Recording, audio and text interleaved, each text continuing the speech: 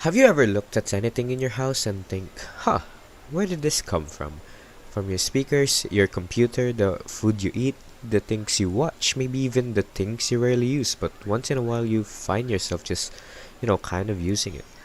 Personally, I often find myself asking questions whenever I find an unfamiliar item in my house, like, where did this come from and what's this item's backstory?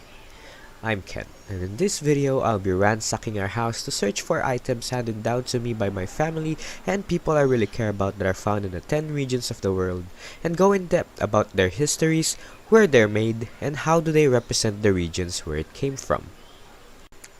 From the name itself, you'll already have an idea where it's from. This is one of the souvenirs brought by my uncle, who's a seaman, hailing from the cold region of Russia. You literally can't find another symbol as well known as this. This doll is made out of a smaller doll which is made up of a smaller doll? Well, it would be easier to show you. Look. Matryoshka dolls, also known as babushka dolls, are described as these decorated wooden dolls with a secret. These dolls are imbued with the symbolism of fertility, with the largest doll being the mother and the smallest doll being the seed and represents the soul. Basically, the whole concept of the Matryoshka doll represents a chain of mothers. Along with its symbolic meaning, there are a lot of theories about the doll's origins. For example, the doll is based on a nesting toy featuring the 7 gods of fortune from Japan. But it was generally agreed that they were created in the 1890s by the toy workshop Children's Education in Abramtsevo, Russia, founded by patron of the arts Sava Mamontov. Either way, it's hard to find a symbol of Russia more popular than these dolls. Except Putin.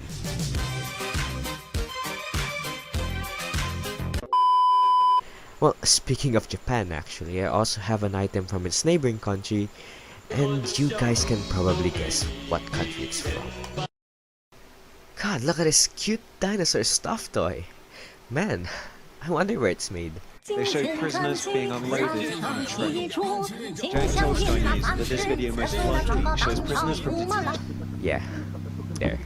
Given to me by my ex-girlfriend, this stuffed toy is one of the products of China, which hails from one of the economic powerhouse regions of the world, East Asia. China's slander aside, this stuffed toy represents just how great China's exporting power is. As of 2020 and only focusing on the toy market, China's toy exports hit 33.5 billion. That's in a time where the pandemic is still rampant. Toys aren't the only goods they export though, it's not even in their top exports, which mostly includes computers and machinery like integrated circuits. That says a lot about how powerful China is as an economic country. It's the top exporting country in the whole world for a reason, and I'm even 60% sure that most of our items in the house came from China. As for its HDI and its treatment of minorities, well, that's another thing. And their analysis of the video, posted online anonymously last month, shows detainees transferred by train.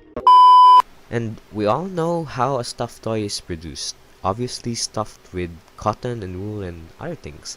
They can only get that much cotton and wool from one region, which puts out estimately 70% of the world's wool exports, the region of Oceania. You might be thinking, oh, you can get jackets from anywhere. That's not really a product that represents Oceania. And you're wrong. I got it from New Zealand, so technically it's their product. But I'll get to that later. Personally, I love the jackets that my aunt from New Zealand puts in her balikbayan boxes for me because they're super comfy and I wear them almost every time I have the opportunity to. So why did I put the jacket as an item from Oceania? It's because it's all I have right now. And because it represents New Zealand's agricultural exports. New Zealand is the second largest exporter of wool, comprising 20% of the world's wool exports, second only to Australia, which comprises 52% of the world's wool exports and is also part of the Oceania region, so it works for me. Anyway, New Zealand's biggest industry is its agriculture, generating 70% of New Zealand's merchandise export earnings and 12% gross domestic product. It's kinda evident and obvious because if you went to New Zealand, you'll often pass by never-ending sheep and cow fields. Not that I've been there myself, I'm just basing it on my own stories. Its comfiness is also a testament to how well made they are, which reminds me of another region which has gained a reputation of having high-quality products: Europe.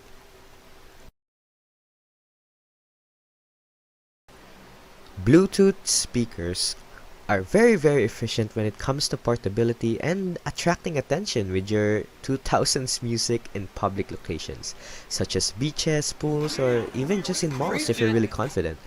You can buy Bluetooth speakers on Shopee and etc., but most of the time they end up breaking in a month or so. With this Bluetooth speaker, it ends up being more durable and long-lasting than your average Bluetooth speakers. Well, the difference being the place they're made, and that basically says a lot on how they're made. Most products in Shopee or any other online shopping apps come from the number one exporting country in the world, China, which is more known for its quantity and not quality. Germany, the place where my uncle got this Bluetooth speaker for me as a gift, on the other hand, is the opposite, where the products are regarded as super high quality. Just having that made in Germany seal is enough to sell a lot of people into buying a product. You might be asking, why are Germany's products so good? That's because they respect people who work in the crafts, like Japan, compared to other cultures where craftsmen aren't really held in high regard as other professions.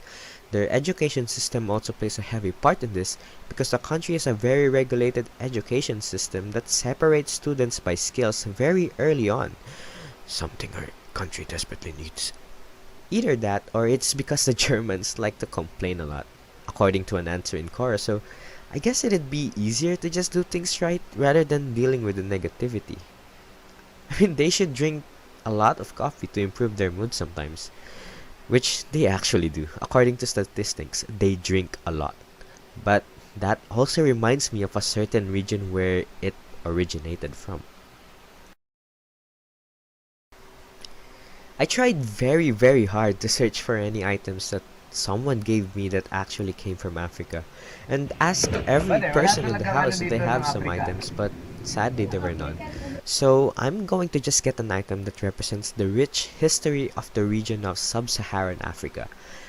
I actually got it from a cousin who was kind enough to give me a pocket, but the drink has come a long way from its birthplace to taking the world by storm.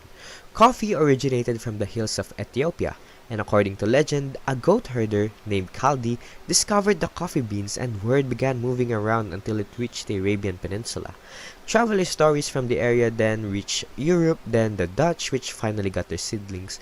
Then they planted it in Indonesia with success. Then it came to France via the mayor of Amsterdam. Then it came to the Americas. It literally took the world by storm, and even influenced the course of history in the process. However, the origin place of coffee will always be Ethiopia.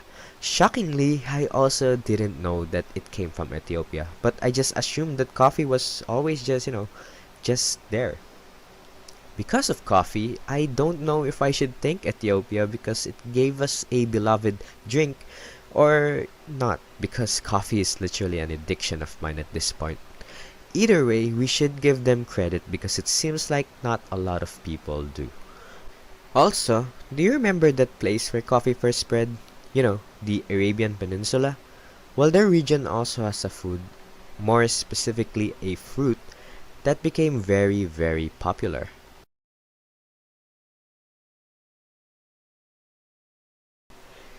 I actually have no idea where to find an item that belongs in the MENA region because none of my relatives are there, until I opened the fridge. Dates, or tamar in Arabic, is a staple food in households across North Africa, the Middle East, and the Arabian Peninsula. I never actually knew much about this food until today, which is, when I'm creating the script. But it's not only rich in sweetness, but it's religiously and culturally significant as well. It's believed that the fruit is one of the oldest cultivated fruit in the world, around the time of 6,000 to 8,000 years ago in Mesopotamia, which is currently known as Iraq. It grew along with the expansion of Islam and reached all the way to Pakistan and southern Spain, the first non-Arab region it became popular. The fruit is so important that it was mentioned 23 times in the Quran, and its strong connection to Allah adds spiritual importance to the fruit. That's why it's being fed to pregnant women, and because they believe that it'd lessen the pain of labor. This really wasn't handed to me first because it was handed to my mom by my aunt before me, since she was pregnant at the time, but personally I don't like eating it because it's too sweet for me and I have no reason to eat it. Because I'm not pregnant. I can't stand hot climates like most of the climates in the MENA region, so I often just wear my slippers that I have, which came from Brazil. Being in a tropical country, slippers are my go-to footwear whenever I just want to go out or when I'm running an errand. However, the slippers that I'm using are a gift from my cousin who got it from Brazil, the country where the brand Havaianas came from. The Havaianas slippers represents Brazil's efficient ideas, and it also represents its history because flip-flops were made to be a solution. It's basic, cheap, and it suited Brazil's tropical climate. Havaianas were created in 1962, where Brazil was, and still, one of the most economically and socially stratified societies, so the flip-flops were created as an affordable shoe to outfit an overwhelmingly vast impoverished population. It was inspired by the Japanese Zori sandal, which is why typical Havaiana slippers have rice grain prints. Being in Aklan and Boracay, which is an hour away from my house, these slippers are a great way to stay fashionable. Well, before. Now it's old and has been used way too much by me. Speaking of tropical countries, let's move on to the region where we are located, Southeast Asia. Literally the most delicious thing I've ever cooked. Sadly. Mee goreng is my favorite instant noodles that I've eaten so far in my life, and my aunt who keeps buying them in New Zealand also puts a lot in her balikbayan boxes, which I am eternally grateful for. This mee goreng packet is from Indonesia, and the instant noodles as a whole represents Indonesia's culinary noodle dishes and its domination of the instant noodles market. I mean, seriously, if you search instant noodles in Google, there's a picture of mee goreng that will eventually show up in the first front page. Mee goreng was inspired by Indonesia's fried noodle dish, which the company Indomie launched as an instant noodles variant back in 1982, instantly becoming a household name in Indonesia. Mee goreng is spicy and is single-handedly responsible for shaping my taste in instant noodles, which also reminds me of a certain country known for its spices, India. Okay, I'm not gonna talk about spices for India because I don't have it, but I am going to talk about an item shared to me on my phone by my cousin who likes movies. A copy of the movie titled Three Idiots by Rajkumar Hirani. You've probably heard of it because it's one of the most famous Indian movies that was popular here in the Philippines. But anyway, this movie represents India's own cinema and style when it comes to movies, which is, Bollywood style-esque, where sometimes it has multiple musical numbers in a movie. Three Idiots is a light-hearted movie that goes in-depth on India's education system, which shows how damaging it could be on students, showing scenes of suicide, mental health degradation, the parents controlling your whole future, and etc. The main character of the movie, fun fact, is also inspired by a real person in India named Sonam Wangchuk, who solved Ladakh's freshwater crisis at the time by creating artificial glaciers. India's movies are all filled with messages and lessons shown in Three Idiots. But sadly, however, most of the movies aren't really a blockbuster or isn't really known in the West as much as the movies put out by Hollywood. Speaking of Hollywood, the next item is from the country where it's from, the land of the free, the US of A.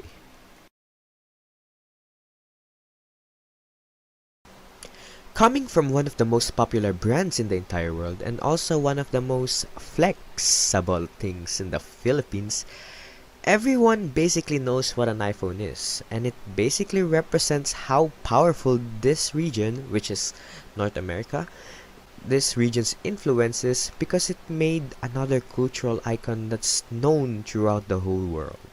This iPhone was actually given by my aunt to my sister, then was given to me, which I was very thankful for, but I haven't actually used it because the phone was greatly outdated. Anyway, the brand where it came from, Apple, originated in the United States and eventually became a cultural icon made by the college dropouts both named Steve Jobs and Steve Wozniak. Having a lot of setbacks and its fair share of suffering, Steve Jobs, the CEO, made a deal with Microsoft to basically revamp its software, thus creating the Office software named Mac, which we know today.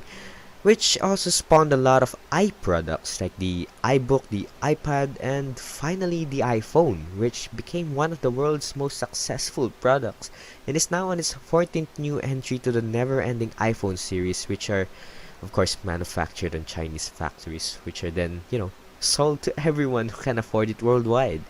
Seriously, there's so many of them. Just go buy an Android. From the perspective that I've shown in this video about all the items I have in my house that came from the 10 regions, it's interesting to note that every region is connected whether directly or indirectly. From the food, the cultural items or icons, the exported items, or just movies, each item at its core showed how it was created or discovered out of necessity shown from its history. It all differs on the purpose of why they're made in the first place, which is greatly influenced by what problems each region is facing, or in other words, everything about the region's geography. Whether the regions want cultural representation, increasing its power and influence, historical representation, or just showing awareness through mediums like movies, geography plays a crucial role in determining the people's approach to these necessities. I mean, historically, I'm pretty sure no one from the polar regions like Russia would create flip-flops. That's all. Thank you.